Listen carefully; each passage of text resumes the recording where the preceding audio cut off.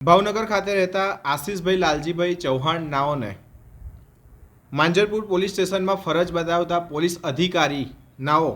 કે જે અમરદીપસિંહ પ્રતાપસિંહ ચૌહાણ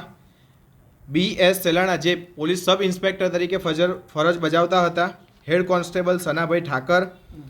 ASI મેહુલદાન ખીમજીભાઈ તથા વડોદરા શહેરના DCP કરણરાજસિંહ વાઘેલા નાઓ દ્વારા આશિષભાઈને પોતાની દુકાનમાંથી પોલીસ ગેરકાયદેસર રીતે કાળા કલરની કાચવાળી ગાડી ક્રેટા ગાડીમાં પોલીસ યુનિફોર્મ વગર જઈ અને મારીને દુકાનમાંથી મારતા વડોદરા લઈ આવેલા હતા. કહેવાય કે જે કિડનેપ કરીને લઈ આવ્યા હતા, જેના અનુસંધાને વડોદરા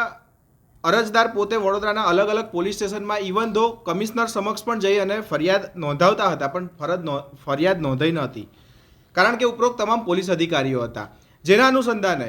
અરજદારે વડોદરાની ચીફ જ્યુડિશિયલ મેજિસ્ટ્રેટ સમક્ષ IPC કલમ 447, 504, 506(2), 325, 323, 427, 341, 342 અને 144 હેઠળની ફરિયાદ આપેલી હતી, જેમાં પોલીસ દ્વારા ગેરકાયદેસરનું કૃત્ય કરેલું છે તેના મટીરિયલિસ્ટિક પુરાવા પણ રજૂ કરેલા હતા. જે પુરાવાના આધારે વડોદરાના ચીફ જ્યુડિશિયલ મેજિસ્ટ્રેટ દ્વારા તારીખ 11/11ના રોજ ઉપરોક્ત જણાવેલ કલમ હેઠળના ફોજદારી ઇન્ક્વાયરીને મંજૂર કરી અને આરોપીઓની સામે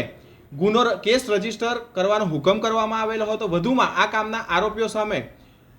447, 504, 506 અક્લોઝ ટુ 325, 323, 327, 341, 342 અને 114ના સબબ ગુનામાં ફોજદારી કાર્યનીતિ અધિનિયમ 2004 મુજબ તારીખ 18/12/2024ના રોજ સમન્સ ઇસ્યુ કરવામાં હુકમ કરવામાં આવેલ છે. જેના અનુસંધાને નામદાર કોર્ટે પોલીસ પાસે ચાર્જશીટની પણ માંગણી કરેલી છે. મુખ્યત્વે નામ કયા કયા છે અને કયા અધિકારીઓની વિરુદ્ધમાં કયા પ્રકારનો ગુનો નોંધાયો છે? અમરદીપસિંહ પ્રતાપસિંહ ચૌહાણ,